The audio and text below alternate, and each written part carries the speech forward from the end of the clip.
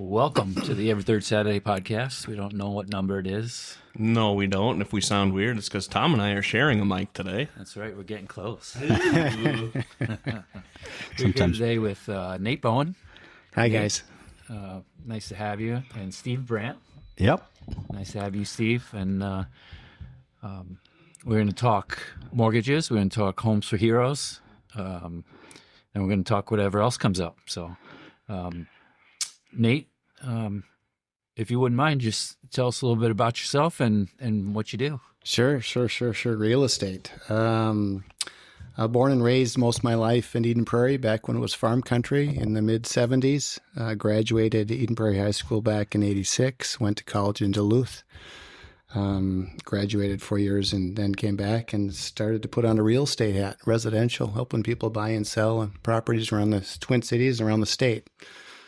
Been doing that ever since. And then my wife, Amber, joined me about 4 years ago. We have a small team and just love serving people in our community, helping them invest in one of the biggest dreams they have. So yeah, it's a real gift and blessing. The biggest purchase we make in our lives. Right? Yeah.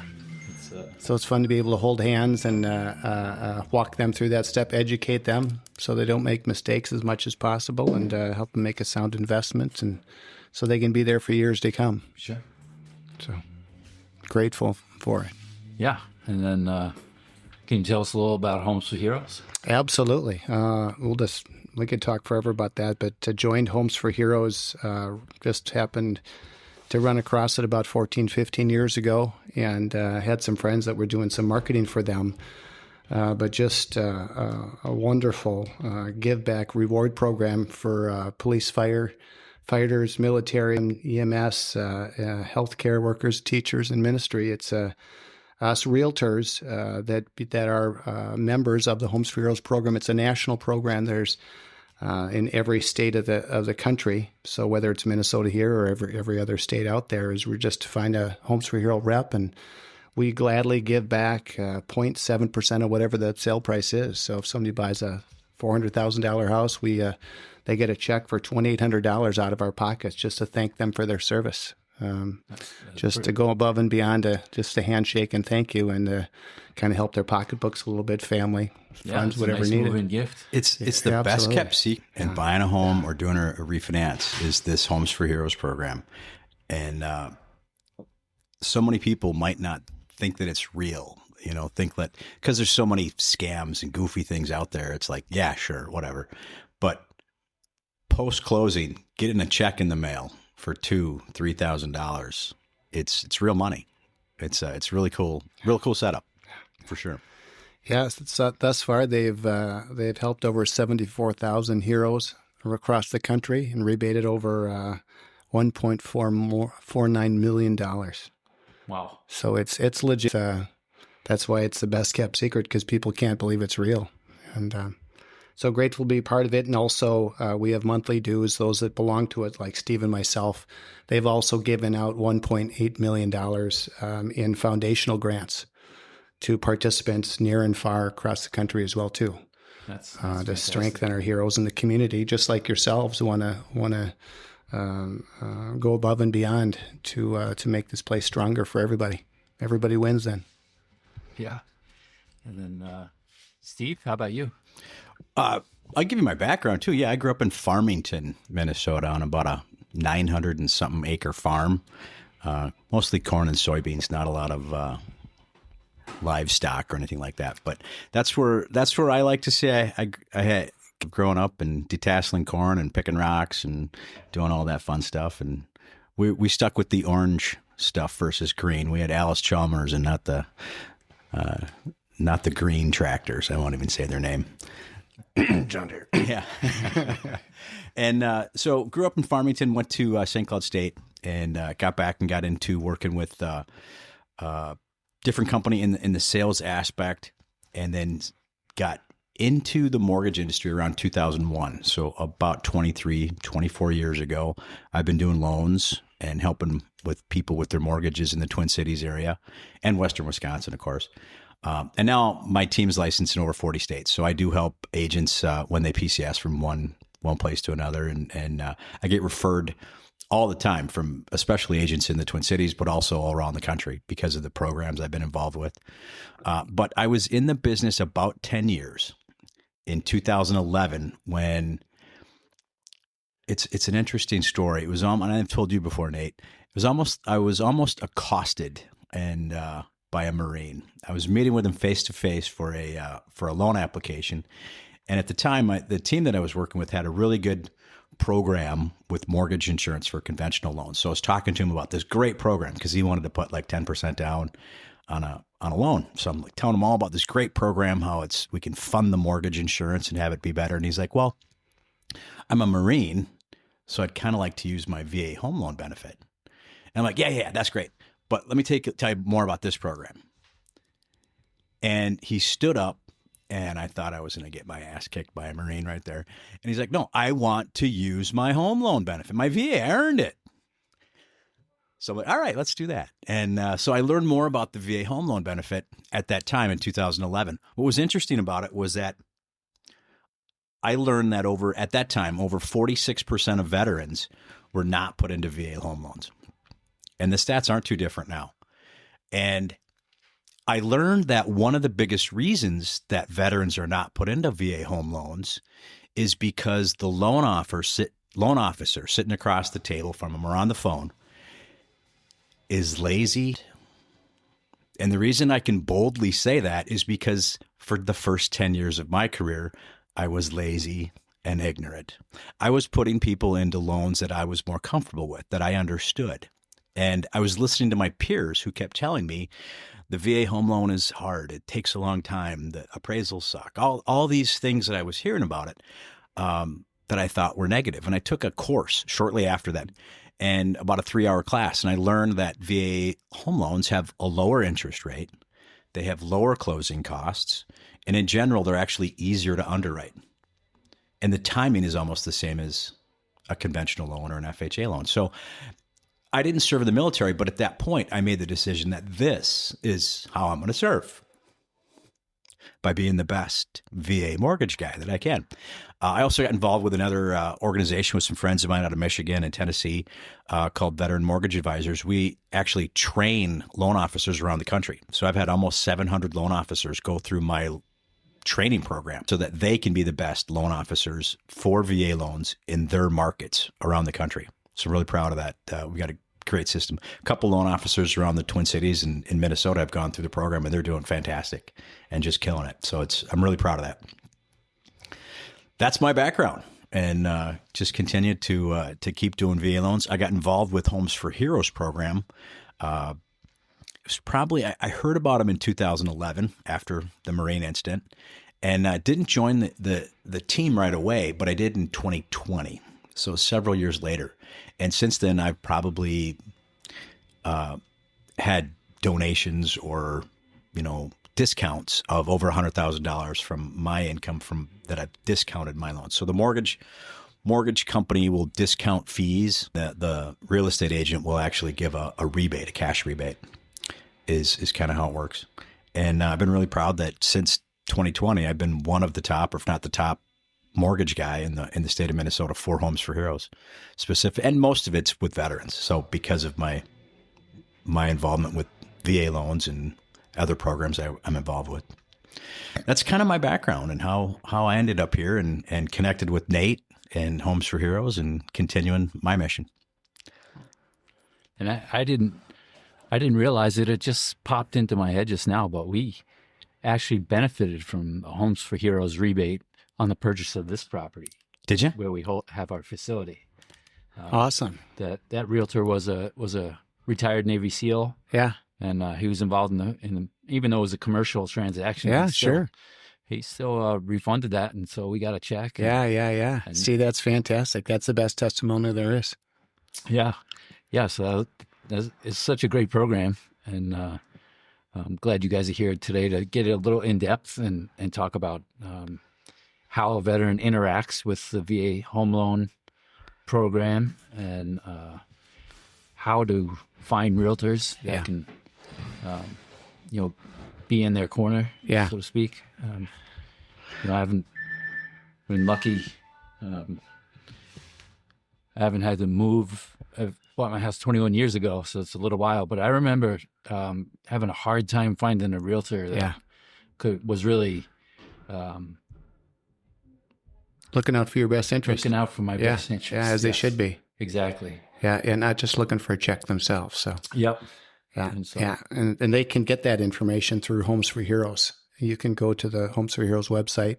Obviously, call Steve or myself or reach out to us. We'll have our contact information. But through the nationally as well, the Homes for Heroes website, there's probably about, like I said, 50 realtors, I think, in the Twin Cities. I don't know, some similar affiliates like that for mortgage lenders.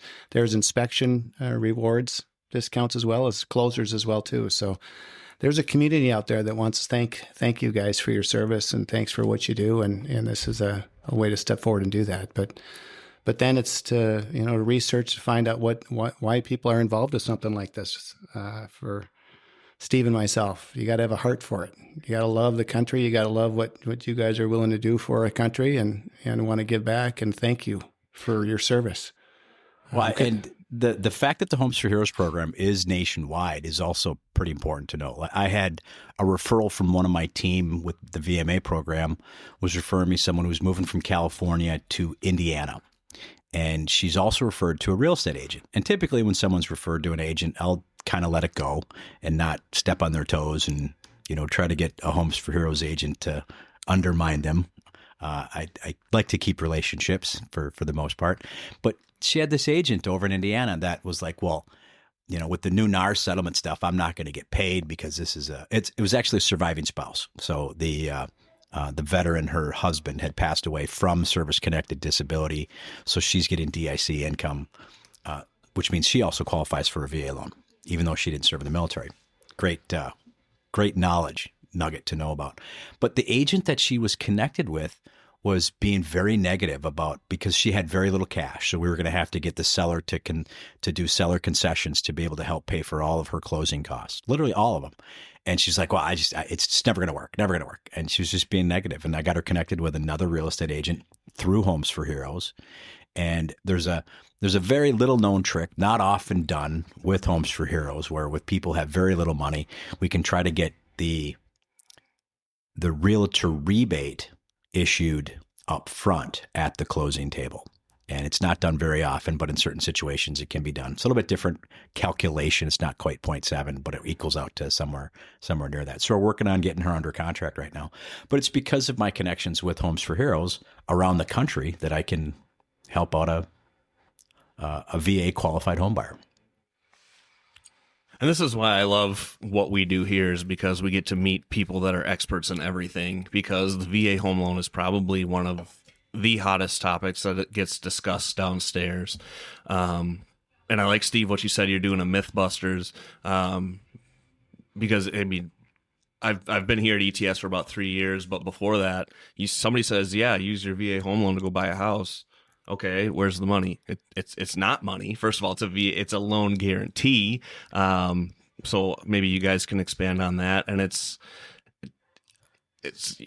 I'm still confused about it, whatever, because there's and then people see, it only says like $384,000. What does that mean? Is that the most I can spend? Blah blah blah. So let's break down that certificate of eligibility and kind of walk the walk from there. Well, the first time I got a certificate of eligibility, it actually has, and you learn about Tier 1 and Tier 2 entitlement.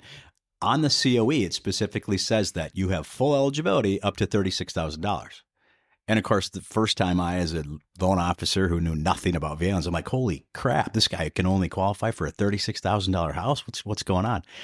And in the 1940s, when the Servicemen's Reenlistment Act was first passed, that's when the VA home loan was first introduced after, was it World War II? And at that time, the average home was $144,000. That's how the loan was first set up. And the VA home loan guarantee is 25% guarantee, i.e. $36,000 of the $144,000. Several years later, the home loan guarantee had to increase because home prices started getting over $144,000. That came to what's called Tier 2 entitlement. And that also gets into some extra involvement, which actually allows veterans to be able to use their VA home loan over and over and over again, and sometimes have more than one VA home loan at a time. And that's a very slippery slope and very careful, because the VA home loan is designed for your primary residence. So it's not meant to buy a cabin or a place in Florida to vacation to. It's not meant to buy investment properties, but the specifics of where you can have a home loan, a VA home, more than one VA home loan at the same time is, let's use an example. Guy, gal gets out of the military, single, wants to buy a townhome or a condo, a couple $100,000. And several years go by, they get married, have a spouse, maybe have some kids, grow out of that townhome, and they still have that VA home loan on house number one. They can keep that and have the option of converting that to an investment property and then buy another primary residence to move into and use their VA home loan. So now they have two VA home loans at the same time, but they didn't use that to buy an investment property. They just converted house number one into that. And there's different calculations that a good VA loan guy has to know to understand how much you can qualify for, how much of a down payment might be needed if you're getting over certain loan limits, where you still have to put 25% down. But the Blue Water Navy bill, which was introduced, I believe, in 2009, did two things. It gave veterans who had a Purple Heart, they were considered to not have to have a funding fee with their VA home loan, number one. Number two, it took away the loan limit. So previous to the Blue Water Navy bill, whatever the VA or the regular conventional loan limit was, let's say it's $500,000 a few years back, and you wanted to buy a $500,000 home, you get a $500,000 VA home loan, then you would have to pay the closing costs and prepaids to that on top of that. So you do have the VA home loan's not 100%. It's not no money out of pocket. You still have to pay your closing costs and first year homeowners insurance and your prepaids. If you can get the seller to negotiate, having Nate negotiate that into the contract, that works. In a seller's market, sometimes it's a little more difficult. But if you were to buy a $600,000 house, this is using the old rules, the VA would require that you have a 25% guarantee. So they'll only guarantee 25%. So you have to put 25% down of the amount that's over. So it's $100,000 over. You have to put $25,000 down, which is still better than at the time a jumbo loan, because there's no monthly mortgage insurance on that $475,000 loan, and a better interest rate, lower closing costs, all that. So the VA home loan is still better than that. And this, I go over what you're talking about, the myth busting classes. I've been doing those for real estate agents, kind of on a monthly basis, but not so much in the summertime, because I get a hard time getting butts in seats in the summertime, because everyone's a little bit busier here in our market in the summertime. June, July, August, no one wants to take a few hours out for a lunch and learn that I'm putting on. They'd rather be out selling homes. But usually in the spring and fall, winter time, I have classes, and I do them, at small level of people, or I've done them with 40, 50 people for real estate agents. Getting veterans to learn about their VA home loan benefits is sometimes difficult as well, because no one really wants to learn about that stuff until they're like right in the meat and potatoes and ready to learn, and then they're too busy to do it anyways. I was having a conversation with one of the guys that works at the VA in the VA home loan benefits section, who I've gotten to know because I've gone to a couple of the VA lenders conferences over the years. And he was asking me, he's like, how many of the people that you talk with for VA loans have a realtor before they are fully pre-approved? And I'm like, probably more than half. And he said, it's the same here. That's what I'm seeing over and over again. How do we get veterans, not only veterans, but every home buyer, to really understand that they have to get pre-approved first? I mean, how frustrating is it, Nate, when someone comes to you and says, hey, I want to go look at homes, and they're not pre-approved? Well, yeah. I mean, I guess what it is, it's probably more frustrating for them, because then I always say, okay, nice to meet you. Let's talk a little bit about this. You need to be pre-approved now, so you know what you're dealing with. Otherwise, I'm going to be showing you properties or set up a search for you that are properties that you are not going to like because you don't like the payment. So then I always steer them back to you, Steve, or somebody, and then say, okay, this is where you go, then come back to me.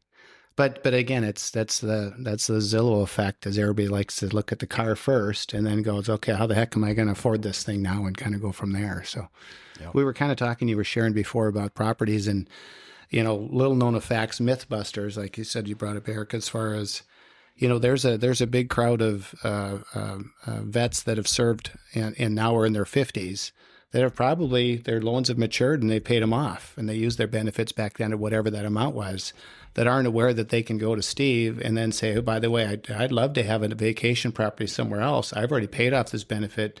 All of a sudden, you've got this benefit pool that's not $144,000 anymore. It's, what is it, Steve? Well, it's conventional loan limit, which is 806,500. Yeah. So all of a sudden, you can go pretty much anywhere and buy a beachfront property or buy another place. You have these benefits that you can still reuse, but in their minds, again, they haven't checked into it, so they're still thinking it's 140 or 240 or 300. Well, I can't get anything for that. Well, the other interesting part, and you guys have mentioned, sometimes it's as a veteran, it's, I don't know about these benefits. When you're discharged, you get home, you go through TAPS class, you just want to get home to mommy and the kids. You're not paying attention as they're going through all the benefits that you earned from just being out of town for a year.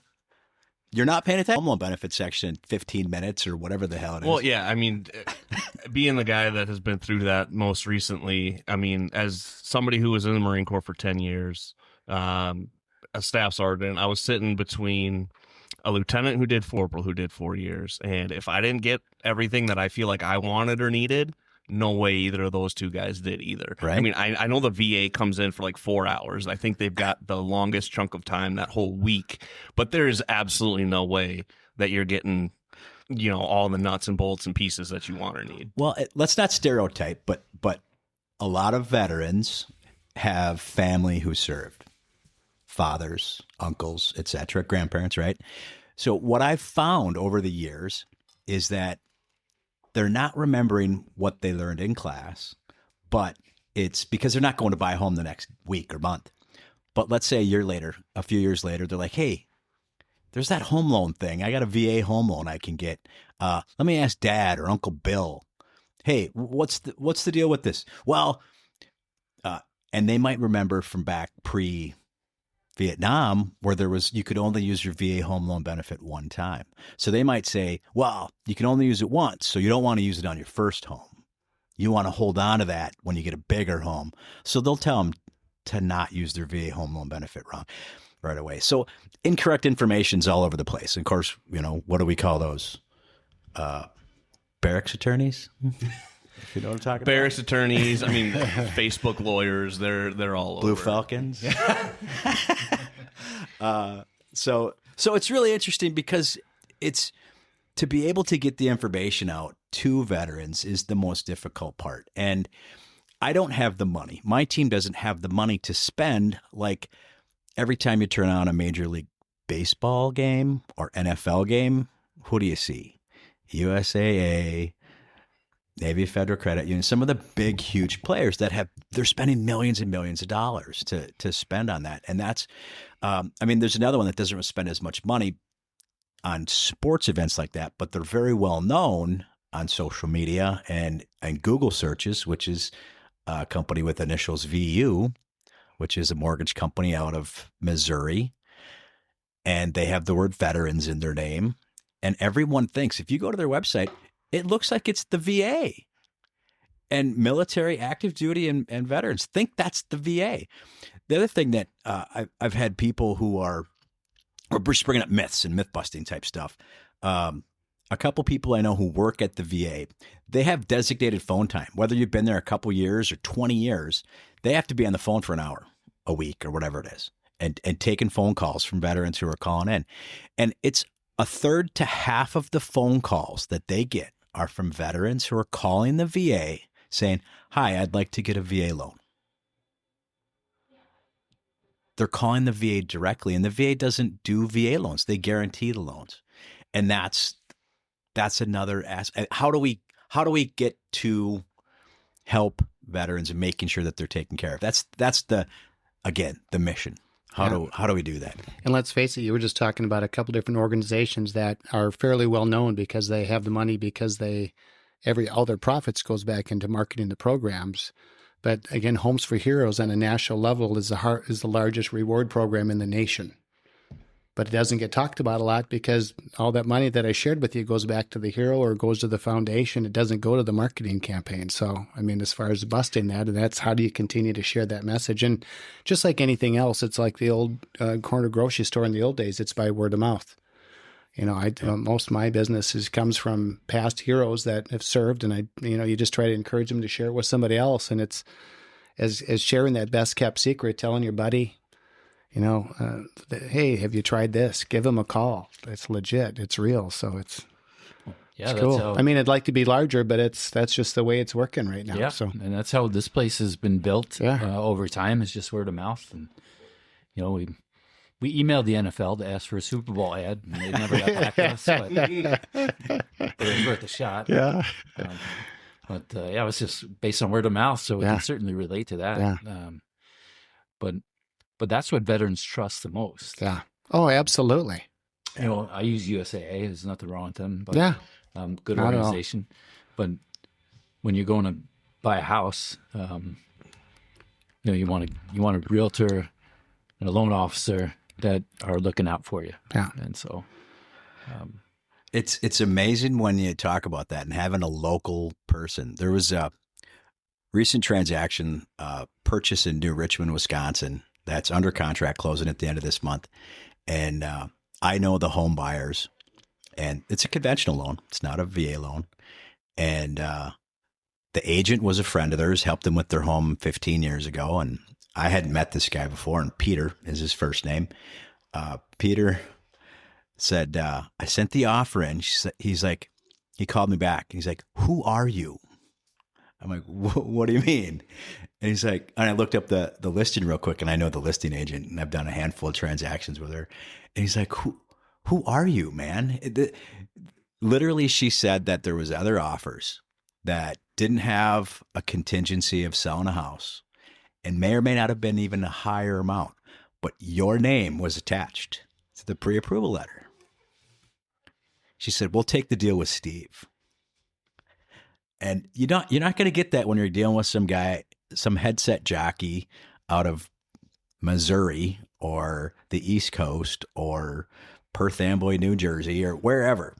It's having a reputation that Nate and I of doing transactions in the Twin Cities with our peers who know that we get stuff done and we take care of people and we close transactions for them in the past. It's huge. And is it worth a couple $100 in closing costs or whatever? And I don't ever say that I'm the cheapest or the person who does that is going to constantly be fighting over and over again, race to the bottom. But my prices and rates are very fair in the market. But that's it's fun getting calls like that every once in a while when people know who I am and know that I've got a good reputation. It's kind of a different story compared to your Rocket Mortgage or whoever. Well, yeah. Once again, I mean, it's the biggest transaction you're going to make in your life, or one of them. But so to have people to trust, huge, just huge. I can't say it strongly enough that a veteran or a police officer, firefighter, whatever, but should do the research to seek out, someone they can actually trust, rather than saying, "Oh, this is a friend of a friend," or there's all these weird connections, and that's word of mouth too. But it's got to be coupled with some research. Yeah, 100%. Yeah, and again, we've mentioned some names and stuff, but there are good and bad people everywhere in every organization. So an organization's not bad. It's who is the person, and like you said, Tom, it's meeting with people and kind of feeling comfortable at the end of the day. Who are you going to trust negotiating for you? Who are you going to trust to help you with the paperwork that most people don't understand fully? And really at the end of the day, you want them comfortable. Because no matter how good a program is if they're not comfortable with you, then that doesn't help them through that process. And both of our jobs is to make it a smooth, enjoyable experience, and so that they feel equipped and that they made a sound investment and understand how that went. and how that works, because that's really what you're setting up for when we serve them. Now they average, it used to be when I started 35 years ago, it was 4 to 5 years. Every 4 to 5 years, somebody be moving again. Now it's 8 to 10. And a lot of clients I call back to say, happy anniversary to, or had been there 20 some years, which means that they made a great selection. They were happy to be there. It's not about you got to keep moving again. It's who do you know that might need some help again that feels good about where they're at, so they don't all of a sudden buy the house and everybody's heard the story, and a year later, 2 years later, it's like, what did I do this for? I didn't explore this, or I wish I would have known this. And that's really what we're trying to accomplish is again, being able to educate them fully on this investment that they're going to be making, that they want to make, that everybody, dreams of making at some point in time when they grow up. So, yeah. And I can remember the mental stress of the whole process was really difficult. You're dealing with contingencies and sellers and closing costs, and in an area where you're really not who's schooled in mortgages and real estate other than real estate agents and loan officers, and so to be uneducated and going through this process, it was just has to be trust. Yeah, it was such a source of frustration.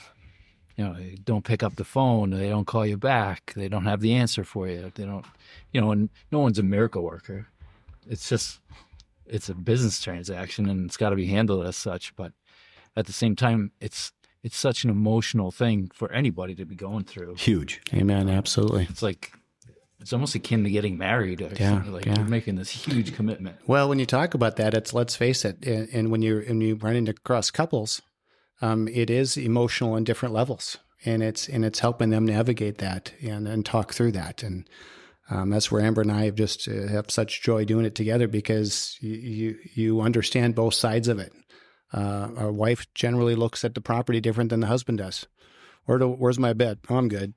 What's the backyard like? What's the garage like? Right. Where the wife, not to stereotype it, but is typically, how could I decorate this? Where does this get this kind of light, or what does this have? And it's been be able to answer their questions and help them navigate that. So it's a real positive experience for them both. And let's face it, it's a great marriage test as well too. How well are we listening to each other? What they want or what they want, and that's something that we really try to work at, so everybody's on the same page and help them navigate it, so it's a smooth, positive, and joyful experience. It's almost like you got to be an amateur psychologist. Well, yeah, and the odd thing is, it's funny you said that, because we just have state licenses. And so sometimes you'll get people in our profession that think that they're at the bee's knees, that they've got it all together and who it is. And it's like, hey, anybody can get this license for $1,000. So it's who really cares about the people like Steve and I, and who's really, rolls up their sleeves to get educated to help you understand what it is. And that takes years of experience, and you need care. You need to care about people and helping them understand. And at the end of the day, treat their money like it's yours. And now when you take it, I'm going to help them invest that in the best way possible for them, to help them have a successful story and have years of joy and happiness there.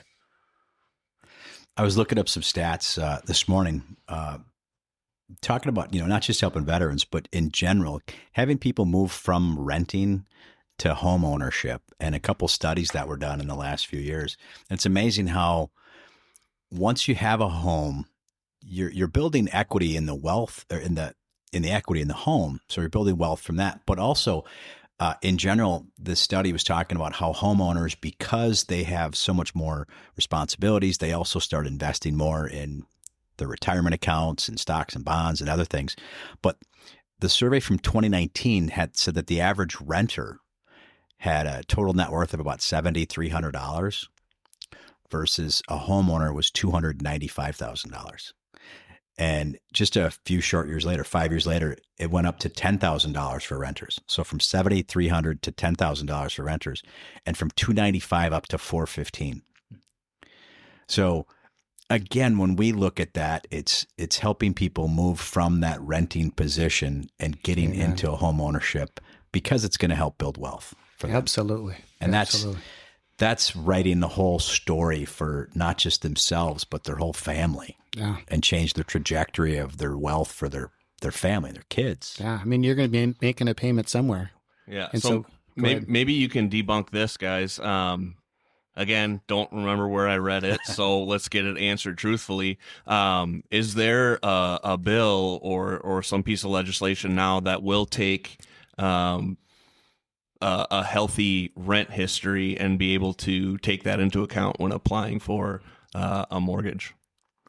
There's, I don't know about a bill. There's some changes with credit where they're going to start to use the Vantage score at some point. The Vantage, talking about credit scores, there's about 15 or more different scoring models out there. So people say, well, my Credit Karma score is 700. Okay, that's a Vantage score. And there's 9 different scoring models for each Equifax, Experian, and TransUnion. That's 9, 18, 20. I mean, so, and the mortgage industry uses FICO models 2, 4, and 5. And we throw out the high score, throw out the low score, and use the middle score. And it's been an antiquated system that's been used for years and years and years. So they're trying to be able to use the Vantage score, which is more of a consumer, what I call a consumer credit score. And that's something that you can have your rental information put on, and that will help affect your credit score. There's another commercial you might see on TV about being able to include your utilities and things on your credit report, but that only helps your FICO 8 model, and the mortgage industry uses FICO 2, 4, and 5. So it might help your credit score that we don't even use. Great if you want to rent again, or if you want to get a credit card or get a car, that might help. But so there's a lot of fallacies and really interesting things when it comes to credit scores. And the other interesting thing is, people say, well, I heard that VA doesn't require a credit score. There's no credit score limit. That's true as far as VA is concerned. But then you've got the fact that we remember that VA doesn't do loans. They guarantee loans. The banks, mortgage companies are all the ones who do the loans. So they set the guidelines. And some of them are still 660, 640. Some of them will go under a 600. I could do a manual underwrite for someone who has no credit score or a score in the 500s. And then it's not about the score. It's about your credit history. If you've been a credit criminal and you've got a low credit score and you can't make a payment on anything, I'm not going to give you a VA loan. But if you, and this happens a lot, someone has something happen, an economic event, whether, whatever it is, lose a job, have major surgery, or a bankruptcy or something like that happens. And they get frustrated with the credit system and then becomes a cash and carry kind of guy, gal, and just quits getting credit cards, quit getting car loans. And it's been 5 years. Well, when I pull a credit report, it says NA, not applicable, not applicable. The credit reporting companies think that they're dead because they don't have any open credit cards, right? Now, that's someone who we can create a credit history with. Okay, we can get a verification of rent. We'll do a manual one of those. Have you been paying your car insurance? Yes. Let's get a proof of history of that. Your cell phone bill, utilities. We can create a credit history for someone who has no credit scores and do a VA loan for them. So, but again, it's not about, I heard there's no score requirement. It's what's on the credit history. And that sometimes can frustrate people because of what they've heard with social media. And it's all the little things. I'm working with, I was working this morning on a file that he has a credit score of 647, should be able to do something, but he just recently, within the last couple of months, had a bunch of stuff paid off that were collections. So it says charge off, paid collection. And he's only got 1 or 2 open active credit cards, and those are maxed out. If you look at his credit history, he doesn't have any lates for a few years, but he let everything go. And now it's like, okay, we need to let that stuff simmer and season and have the analogy I like to use is that your credit score and your credit history is kind of like a GPA when you're in school. If you're a D average, the only way to get your GPA up is to keep putting A's and B's on top of it. Same thing with credit score. You have to keep getting new accounts, keeping low balances, making on-time payments, and that's going to get your scores to go up. And then take the negative things and put those as far in the past as possible. And then you can do something. But any other myths that you've heard about for VA loans? It makes me think about, this isn't a myth, but we kind of talked about this earlier in the group here, just as far as when people want, they get a list, they listen to their VA benefits, and they get the big laundry list or 3-4 hour presentation, and they forget until they're just ready to go buy something. And it's a great reminder that you just followed up with, Steve, and you guys alluded to is if you're thinking about getting a house at some point in time or in the next year or two, reach out to Steve, reach out to somebody you can trust, and where you can say, okay, this is where I'm at right now. We can pull our credit report. You get that credit score back in 6 months. So it's not like that affects you that way. And you probably do a soft pull, and that's more your language, not mine. But also the fact is he can tell you how to get yourself cleaned up in the next 6 months to a year. So then you're ready. Because otherwise, just as many of these myths say, oh, pay this off and do this and do this and do this, that might not be the thing that really helps you. And that's what you just alluded to, Steve. So then that way you listen to understand somebody that actually says, no, do this, but don't do that. So then you're prepared in 6 months when your lease is up anyway. And then you're ready to rock and roll instead of meeting Steve or I in 6 months afterwards. Your lease is up in 2 months. Hey, I want to buy a house now. Steve has to drop the bomb on you that, no, you got to get this cleaned up. It's going to take 6-9 months. Yeah. So that's just a great gift and blessing for you is to be a little proactive there. If this is part of my game plan, this is part of what I want to accomplish, what have you. And then you can set you up to succeed. So. Yeah, you mentioned the soft pull. Soft credit pulls don't affect your credit score at all, and that's what I always start with. Even a hard credit pull usually affects someone's credit score between 0 and 3 points. What's the difference between soft and hard? A soft pull is not going to, well, on Monday, earlier this week, we actually had a bill that was passed, 1815, HR 1815, which actually, I think that's the bill, that eliminates trigger pulls or trigger calls. So if anyone's bought a home before in the most recent 6 or 8 or 10 years, as soon as you get a hard credit pull, all of a sudden you've got 10, 20, or 100 phone calls or text messages from other shitbag mortgage companies that are bottom of the barrel paying money. And here's the crazy part. Equifax, Experian, TransUnion, they're all selling your information to them. And they've been doing it for years. And so this bill that just got passed into law earlier this week is now going to eliminate that. It's going to go through in about 6 months.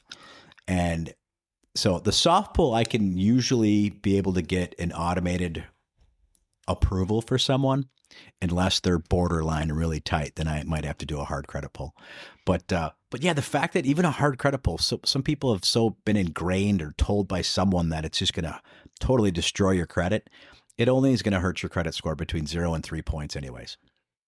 So it's which really doesn't knock you out of the boat. What do you need really to get a fair market current interest rate? 0 points.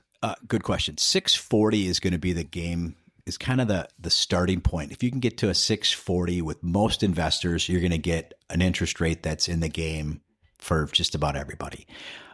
For VA loans, for FHA loans, conventional, the top is going to be 760. Okay.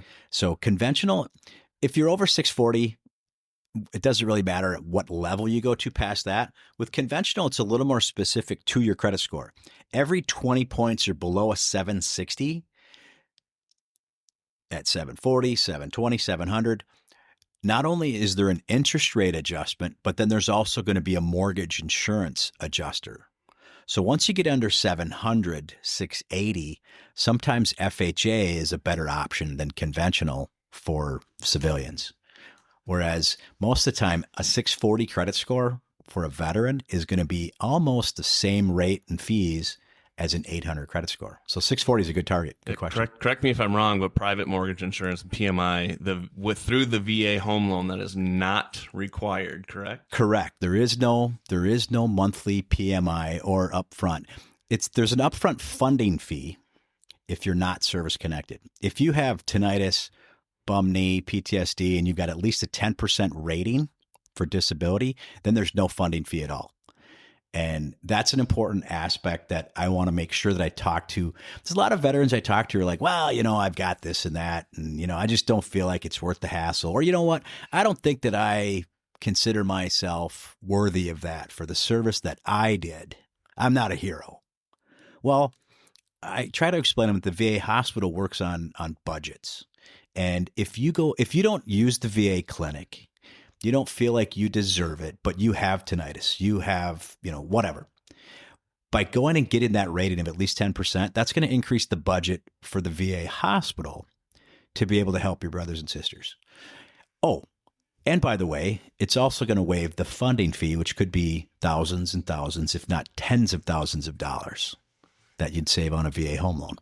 Yeah, we get that a lot. People say, "Oh, I didn't even deploy. Like I can live with it." Blah blah blah. But I don't know how many times a week we say that. You're not taking a piece of the pie; you are helping to bake a larger pie, and that is one of, I think, the biggest misconceptions out there. It's huge. Well, one of the benefits of that is I have the ability to, if I have someone file for disability before I close a loan, now this is for a veteran, not active duty.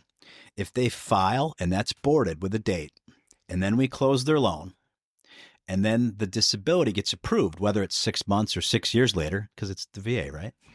I got to laugh out of both these guys, right? Once that's approved, that funding fee, let's say it's $3,500, that $3,500 is actually added to the loan amount. So someone gets a $300,000 home, they're going to get a $303,500 loan as the actual loan. We take that $3,500, send it to the VA to continue the program, but they'll get that $3,500 as a cash rebate when the disability is approved. That's one of the reasons I ask every single time, do you think that you might deserve disability? Because it's a cash rebate when that gets approved. It's a big deal.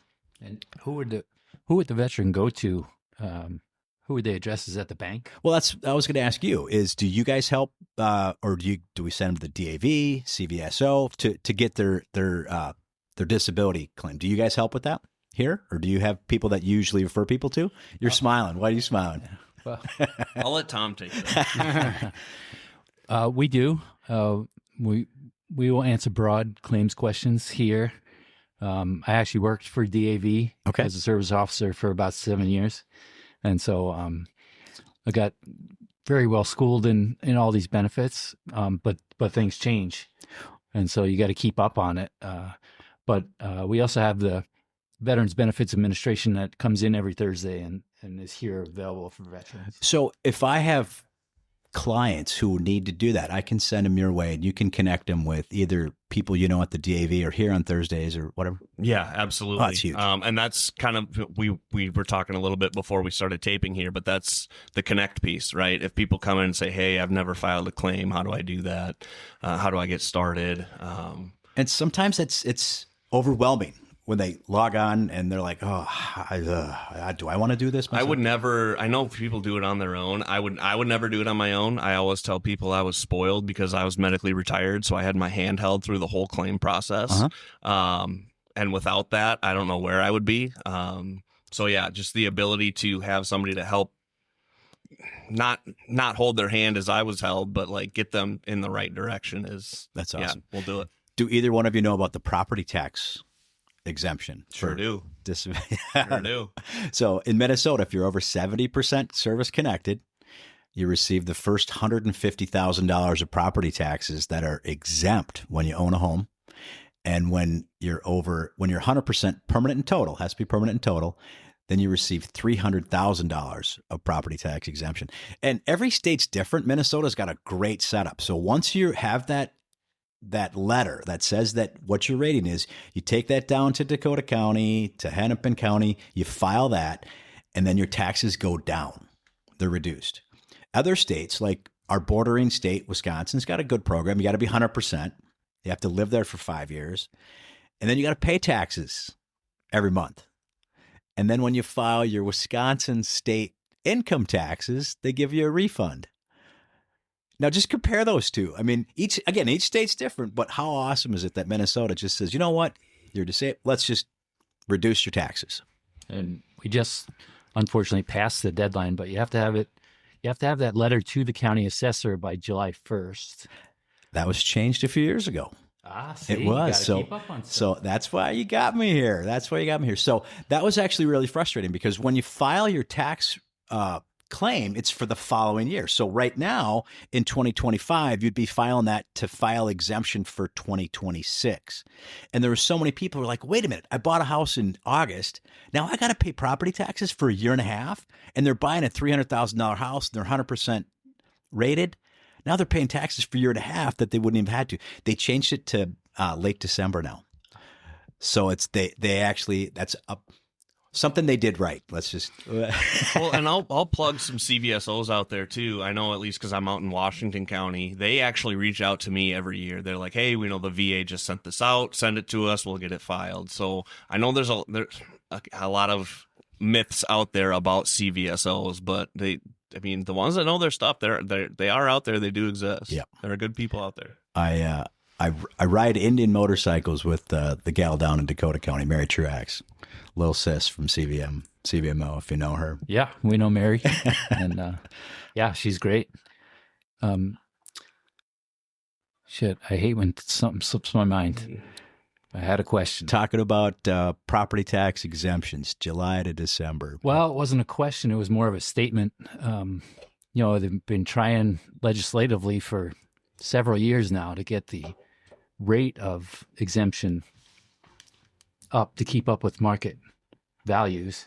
Oh, yeah. Good point. Your taxable assessed value keeps going up every year, but once it creeps over that 300,000 for 100%, then you're paying property tax. Well, what's the average? We'll ask Nate this question. He's more involved in numbers. What's the average the average sales price of a home now? It's almost 400, isn't it? Well, but that's a loaded question, so loaded answer. Yeah, you'd have to. I mean, really, to do it justice, you have to break it down by market. Yeah, because otherwise, the average price out in North Oaks, in the Twin Cities versus Lake Minnetonka. You know what I mean? Where are you going to be? And it's kind of loaded. Were you going to ask something? Well, I was going to give you maybe a little better example to work with. So we got a family of 5 in the East Metro, wanting to stay in that area, East Metro. Currently on about a third of an acre. Property taxes, I think, were about $480 is what they were assessed at. Staying in that Woodbury, maybe even going into Afton, looking at plus or minus an acre. Does that information give you enough to go on?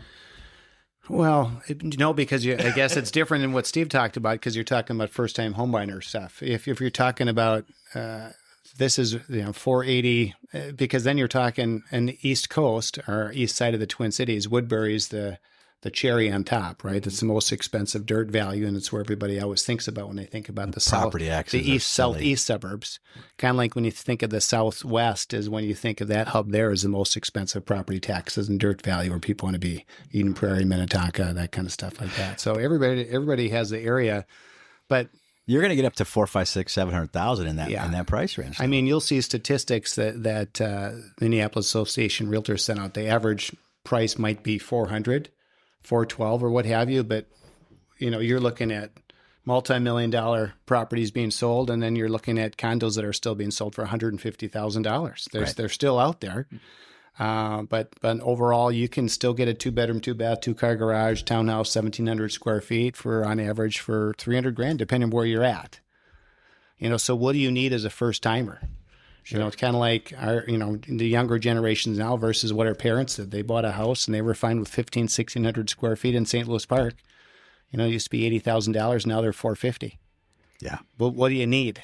Or do you need to go out and, what, I need this? Well, we tell ourselves what we need, right?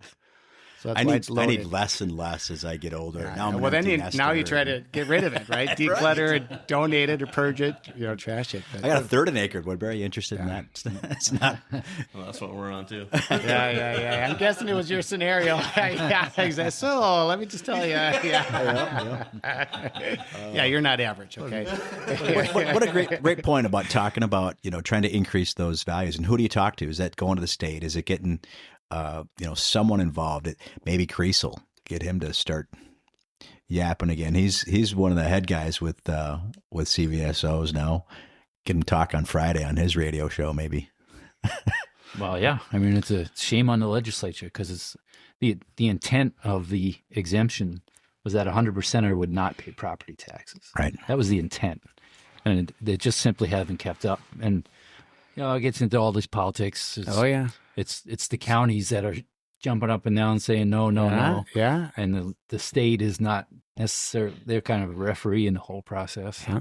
Oh, we got to be careful getting too much politics, though, right? I know we don't go there here, but when it affects veterans, we will certainly Yes. bring it up. Well, here's the reality is you can go out. It depends on, nowadays with working from home or doing different jobs or whatever. If you'll go outside the metro, Twin Cities area, you can still get a beautiful piece of dirt, a couple acres, and nice 3-bedroom home, 2-car garage. You know what I mean? You can get that and not have to spend it. It's all dirt values, right? That things are coming up and raising up. And I always try to explain this, been doing this for decades with people just because I'm an old dog doing this business. But, the Twin Cities have gone through many different phases where they should have expanded and then they've contracted or just haven't gone outside the one circular highway system, 494, 694.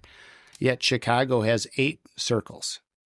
We've still got one. We're broaching on maybe 2, but we can't even get the one roads right. We can talk about that, right? But anyway, not to bring in the laughter, but to understand that. So then obviously, well, all of a sudden now the business isn't through COVID, unfortunately, but allowed people to go anywhere, buy property as long as they have internet access, they can.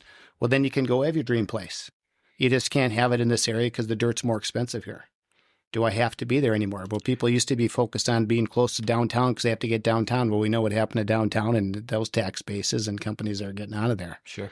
So as long as people are willing to expand, but we get good old creature comforts that, gosh, this is where I want to be because this is where these amenities are versus, hey, this is the kind of house I want. How far out am I willing to go to have this dream that I want to do it? Well, it's more convenient now, like you're saying, because you're not going to be handcuffed to how close you are to work. It's going to be how close you are to some of the, how far do I want to drive to go to a Twins game, to go to a Vikings game, to go to a Wild game, For what they cost, you mean? But I mean, yeah. No, I hear you though. You're exactly right. That's always what it is. Yeah. Is what's the amenities that I consider of value that I need to be by? Yep. And now I know for the West, those Southwest metros where we live and so now you have 212 that streaks out quite a bit, and you can go out to Glencoe and beyond. That dirt up to 5 years ago was pretty darn affordable, and now that's starting to build up. But at least allows you to get out there further. Yeah, and I like that you brought that up. It's it's what's important to you. I'm kids out of the house, right? Yeah. Kids out of the house. Everybody's got kids out of the house. Well, so my wife and I, we're going to pay more for a good school district, right? Those are the things that we're going to think about. So that's a really good point. I mean, I remember when it was expanding and Lakeville was nothing back in, it must have been early 90s. It was not much there. And I would have some friends that would choose to drive out further to get a newer home, far less affordable. And at that point in time, instead of even just Apple Valley, you'd get another $50,000 more house. And it was new just for going a little bit further out. And it's always, where do you want to draw that circle? Where's your hub? Where do you spend most of your time? Is it church? Is it work? Is it family? And then you draw your circle from there. How long do I want to commute back and forth? And everybody's a little different. Talking about how things have changed. You know where Lakeville is? On Dodd and 42? Yeah. You envision, you know where that is, both of you guys? Mm-hmm. That was farmland that I drove my orange tractor on both sides, kitty corner of Dodd and 42. Oh, yeah. So that was area that I farmed of the 900 acres. And now it is, you can't see nothing but townhomes, and there's Quick Trips and all kinds of stores. And that was right where I was farming. Yeah. Like at the high school, the new high school just south of that too, is fact. That's a second Lakeville High School. So, I mean, you're exactly right. I'm old. Just expansion. That's okay. We're here to serve. It doesn't matter. Something good comes with it, experience, right? That's the whole goal. Well, there's so many different myths about VA loans, and I touched on a few of them. Questions that you have. Reach out to me through the system. Reach out to ETS; they'll connect you. But you can have 2 VA loans at the same time. No VA loan limits. Lower rates, lower fees. The appraisal process is actually easier in a couple different aspects than conventional. Just a handful of different things, and love to answer questions and love to teach. That's my passion on that. And that's what you want to look for. You want to look for somebody that's willing to put forth the time and effort to explain things to you so they understand what's going on and help you make the best decision out there. Well, let's remember too, guys, like Tom and I don't let anybody off the street come in and do our podcast. They're people that we trust, people that we've vetted. Nate, I believe I saw you and I think your wife was there too, out at the for the Vets. VRP Sweat for Vets. Yep. yeah. You were there, and I know, you trust Steve's, and so a lot of times too, if you feel like somebody's blowing smoke, that's not what's going on here, even though Canada's sending plenty down our way here geez. lately. And shout out to Jeremy Wolfsteller for getting us together. Yeah, absolutely. Thanks, Jeremy. Absolutely right. Huge. He's a hell of a guy. Look up Save. Yeah. That's his organization. He's doing great things. So Talk about connecting people and helping be a resource for corporations, also individuals, right? A vast amount of experience, wants to be there to help people get connected so they don't have to relearn it. And I think that's really what Steve and I always want to do is we've learned through hard knocks, and obviously been doing it long enough that we every time we get to help somebody, you learn and gain something from that, serving them, and you want to help them. We always explain it to our clients. We want to give you a short course of what we've gained over the decades, because it should be a smooth, profitable, enjoyable experience. We should have fun. It's fun to look at houses. It's fun to learn this stuff. And so don't be freaked out by numbers or by, geez, I can't have this. And Amber and I always said, I'd rather buy the purple house with pink shag carpet, because you can change that stuff. That's aesthetics. And when you're looking online, you get so easy to get caught up with how everything's so pretty right now, but yet you can get the same house. Could be a better piece of dirt as well too, and it just needs a little bit of elbow grease to polish that up, and then all of a sudden you get your diamond there, and you have your cake and eat it too, instead of being right on dot in 42 in your backyard. Oh boy, yep. well, anything, just real brief. If you're going to tell a veteran shopping for a home one thing to do, what would it be? My go-to is get pre-approved first. Yeah. And that more comes from the lender. I'm winking over at Nate here, but it really is really know what you're dealing with. The process, what did you call it? The Zillow effect? Yeah. Where people go to Zillow because it's easy, or any other online, and then usually connect with the realtor, and then the realtor says, well, you got to get pre-approved first. The Zillow calculators or online mortgage calculators are all wrong. Mm-hmm. They're quoting lower rates. They don't calculate mortgage insurance, property taxes, and homeowners insurance are all wrong. So people are looking at homes that are over their budget. So it's really getting pre-approved as the first step, and know what price range to be looking at. Then get connected with a good agent, and then be looking at homes that are going to be in your budget. Yeah. That's my offhand. What do you think, Dave? Yeah, I mean, I think interview. I think if I'd love to say just call us, we'll be happy to help you, but I think people need to reach out to a couple different agents and interview them, see what they know, see how you connect with them. Because it's still, they have to believe that you have their best interests at heart, and you're going to help them save tens of thousands of dollars. Or we've always joked, because we've had clients say, geez, they tell the story, Nate won't let us buy this house. How many people won't let you buy the house because it's a bad investment, and say that to you? And I'm like, well, yeah, because it's a bad investment. But that's the case, and they need to find somebody like that. So if it's not us, there's plenty of good people out there. But again, going back to the Homes for Heroes program, there's only a few of us that are willing to, just like Steve and ourselves, and that are willing to put our money where our mouth is on top of that. We want to give them A++ service. At the same time, we'd love to give them a part of our check back to thank them for certainly what they've done for us, for a country, and to build a stronger community. I'm taking more than 15 seconds to reply there. Well, I've had people ask about, well, why do you do this? Why is it real that you're actually, taking a commissionectomy is the word I like to use a little bit. And it's because of the service mentality that we have, number one. Number two, it's our hope is we're going to make it up in volume.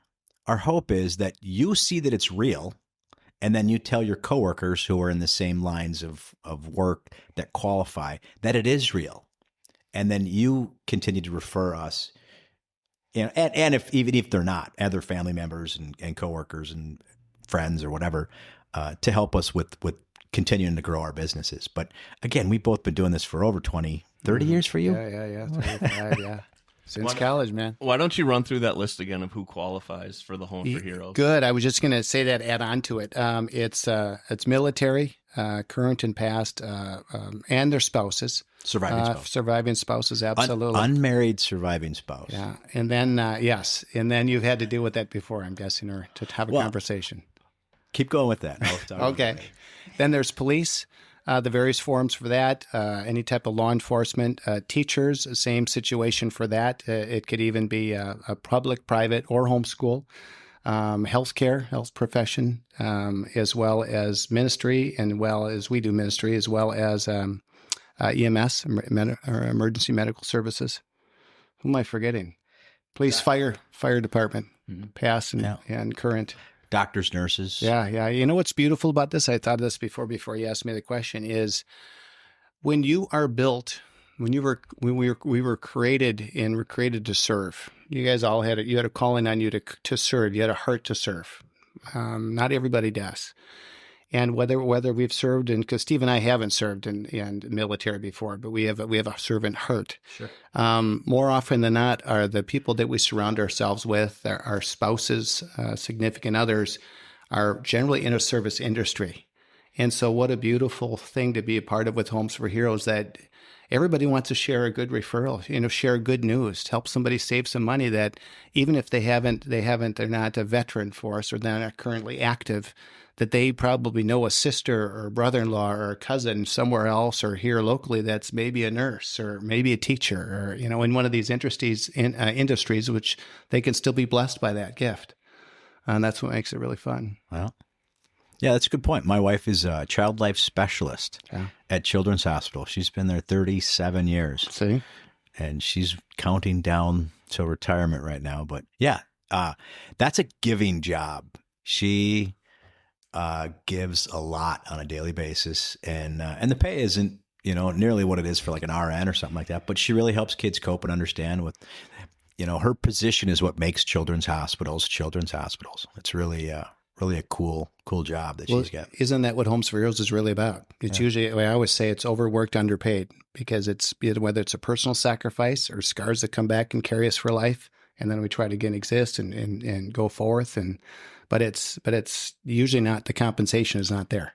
People don't sign up for the compensation. They sign up because they have a heart to do it, and it speaks to them. And that's why it's really our honor, privilege, and pleasure to serve, because it may not make sense in the books necessarily do it, but it's something that we naturally want to serve people, and this is a way to give back and thank them. Well, thank you both for doing what you do and doing it for the people who serve us. And this has been a really good, informative conversation. Been doing this almost 20 years now with supporting veterans, and education is the number one weapon we have to arm veterans. People just don't know, this monolithic VA system and how to navigate that. And it was great information you guys passed.